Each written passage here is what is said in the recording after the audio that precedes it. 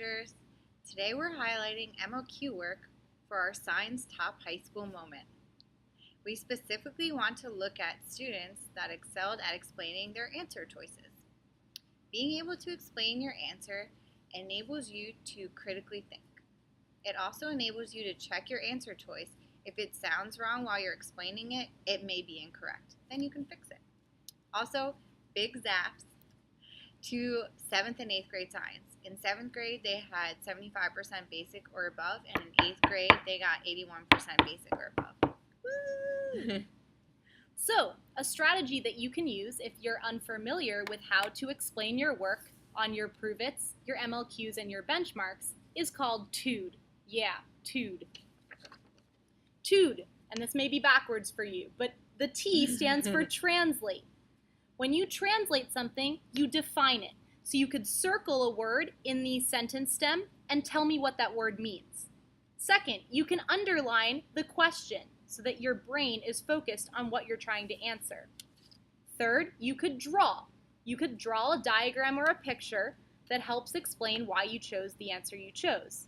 Finally, my favorite one, you can explain using because. I know that it's answer A because. And then stick in a rule that you learned in class or key vocab that you remember. So let's highlight some students who did a really great job in the 8th grade on this. We're going to start with Kathy Banks. Kathy was awesome because in this question, she used a rule from class. So she chose B as the answer, and she said, because the crust has lower pressure, temperature, and density. That's a rule we learned in class. So she remembered it and used that to explain her answer. What I love about Sydney's work here, great job Sydney, is that she took her time and broke this question into 2 steps. First, she labeled each layer of the earth so she was sure which one she was talking about, because it asked for the density layer that generates the Earth's magnetic field. She also underlined key points of the question to help her pick the correct answer. She crossed out the things she knew were wrong, and then in her explanation she put, the outer core is liquid. So she went above and beyond. Awesome. Lastly, Markel Harris.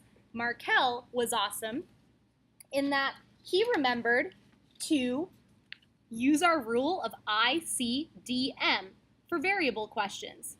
Everyone watching this video, 5th through 8th grade, should know that ICDM stands for independent variable is changed, dependent variable is measured.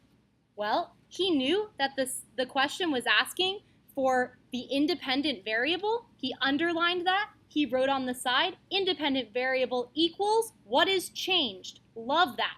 He then put a box around what was changing so that he was guaranteed to get the right answer. Great job, Markel. Impressive work, scientists. Keep up the good work, and remember, always explain your answers.